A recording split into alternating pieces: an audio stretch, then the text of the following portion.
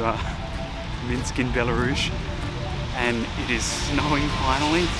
So weird to not see snow in like the rest of the Baltic countries this late on. So it's nice to see snow, but it's not nice to walk in it because it's right in my eyes.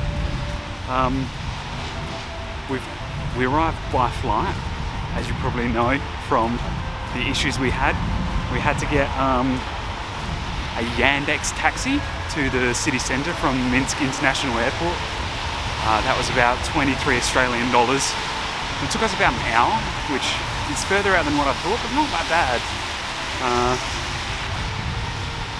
Then we went and did our grocery shopping, and that only came to 65 Belarusian rubles, which also pretty damn good for a week's worth of shopping. And now we're just going to head to a traditional Belarusian restaurant.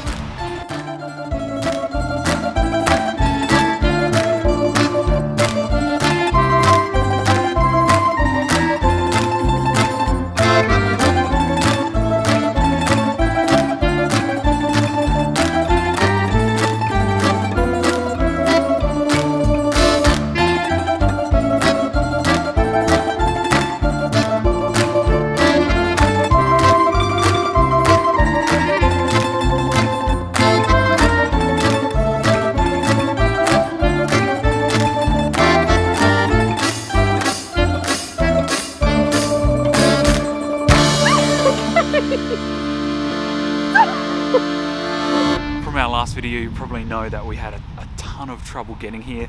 Basically, as an Australian citizen with an Australian passport, you can't actually cross the border into Belarus without either purchasing a visa or being a citizen of the EU or Europe. So we had to get a flight last minute, as there's a visa-free option if you arrive at the Minsk International Airport. So there was heaps of troubles there. We've had even more troubles now as when we arrived at our Airbnb.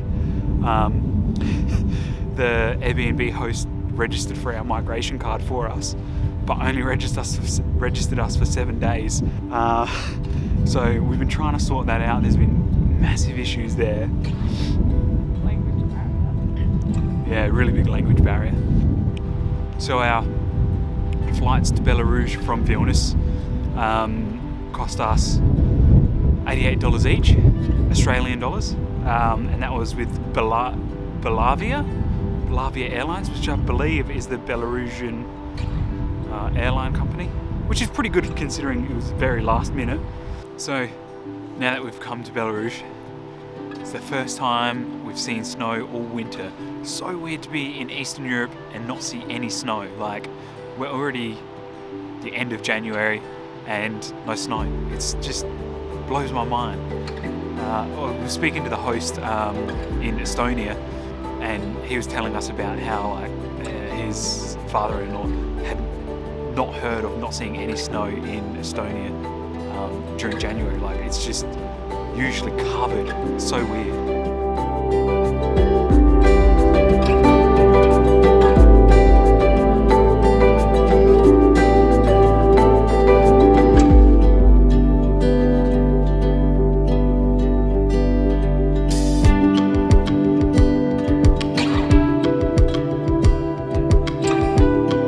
So, because we got a flight to Belarus, we had to get rid of all of our staple foods. So like, we had pastas, we had cereals, we had sauces, all different soy sauces and stuff like that, that weren't allowed on the flight. So this shop, when we got to Minsk, was actually quite a bit expensive. It was about 100 rubles. It was actually 110 rubles, which is about 70 Australian dollars. So a little bit more than what we'd normally spend. We also got our SIM card sorted.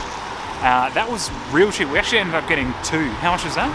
So we got two SIM cards, and they were 12 Australian dollars each per month. And that comes with unlimited social network and 15 gig. Plus we got two Belarusian numbers. So pretty good for 12 Australian dollars.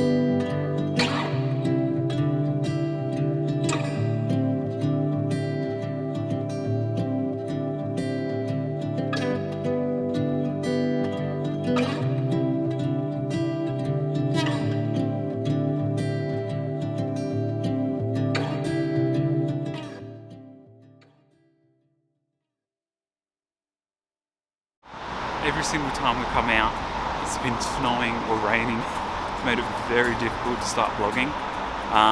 But today's been, it's overcast, it's very misty, very cloudy.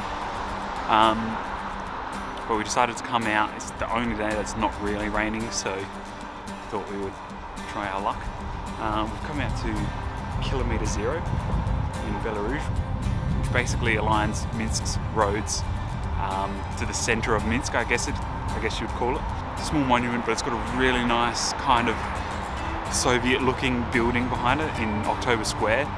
But it's so dead. There's basically no one out. It's so weird.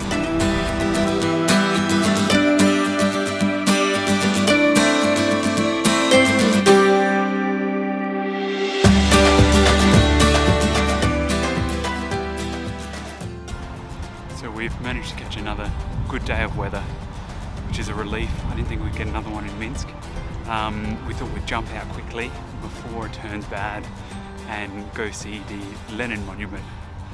So if you don't know who Lenin is, Lenin was the leader of the Soviet Union and of Russia from 1922 to 24.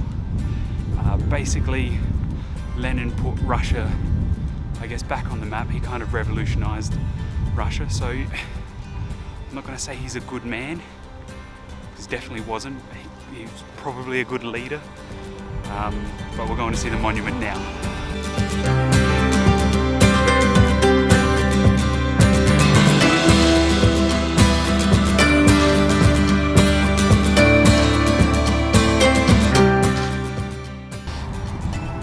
So if you do come and see the Lenin monument, make sure you don't walk up the steps, as the House of Government's right behind it, and you're not allowed to go up there, obviously. Also, just be a bit wary where you film. Probably get your stuff confiscated if you film the wrong thing here. But right next to the Lenin monument, there is the Church of Saints Helena and Simon, also known as the Red Church, built in 1910. It's very different to other churches, I guess. Like it's red in colour, more red than any other church I've seen, but it's pretty cool, and it's got a nice statue at the front, so good thing to visit while you're seeing that Lenin monument as well.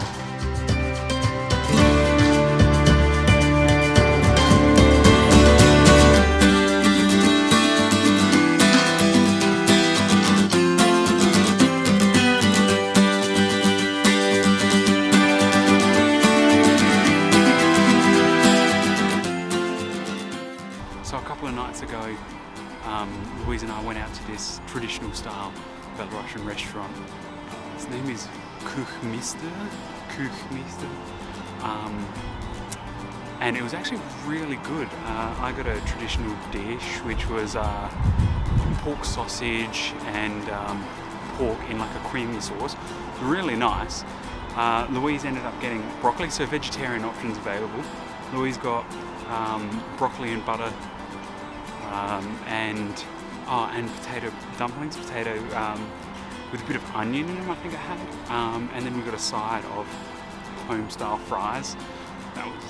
It was really good, and it wasn't that expensive. I have all the prices in the video, but yeah, it turned out really well. So we're going to head back now to try it out again, see if there's anything more. I didn't want to vlog about it straight away, just in case it wasn't that good, but I'll have it all in the video.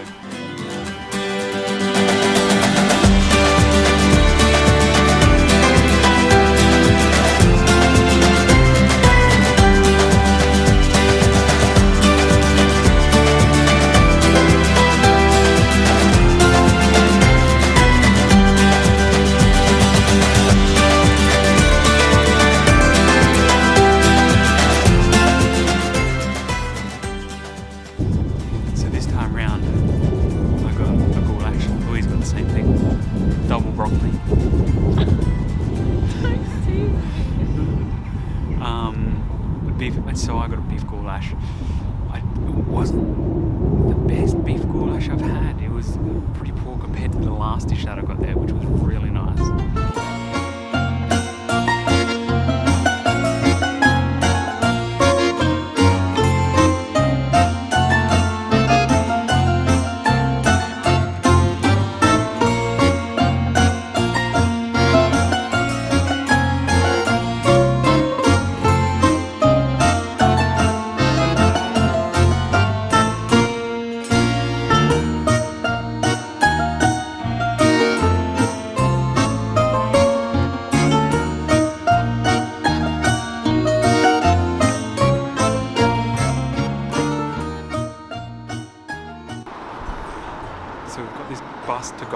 Minsk, and I've got to tell you, it is the smallest bus I've ever seen.